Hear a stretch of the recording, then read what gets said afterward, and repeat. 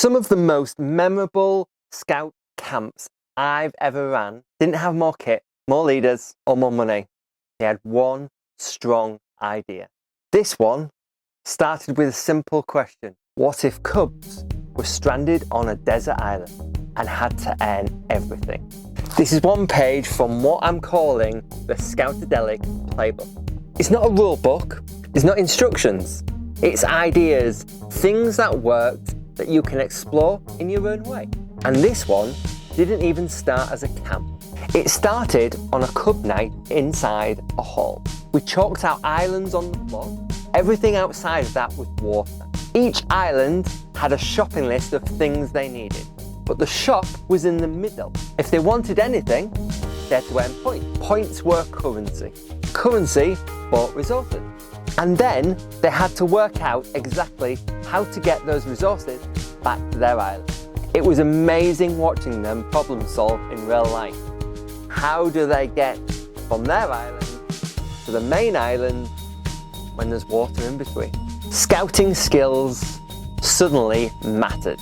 A reef knot earned 2 coins, but rope only cost 1. Some scouts realised pretty quickly they don't have to do just one reef knot on rope.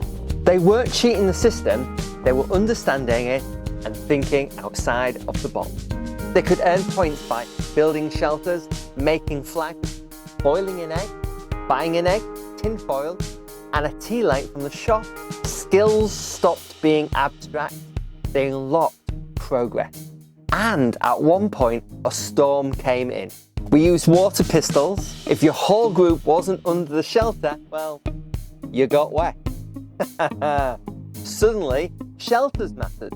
Not because we said they did, but because the story said they did. When we took this idea to camp, we didn't need the storm. The weather does that for you. Each tent became its own island. Groups of about 4 cubs. They made rope, they cooked on open fires, they made flags and hung them outside their tent. They drew their own island maps. They wrote island theme songs. By this point, it wasn't our camp anymore, it was theirs. They earned points through challenges and activities. Points became ingredients. Sausages, beans, cheese, potatoes, burgers, sauces, even cake. There was always a minimum. Everyone could get a jacket spud, butter, and some beans. On the last night, some cubs realised they hadn't earned enough points. And before we stepped in, the cubs who had earned the most shared. Everyone ate. We built a system about survival. They turned it into a lesson of community. And this is why ideas like this matter. When effort unlocks progress, scouts engage. When systems are fair, kindness shows up. You don't need an island theme to do this. You just need one idea where scouts do actually matter. This is just one page from the Scoutadelic Playbook.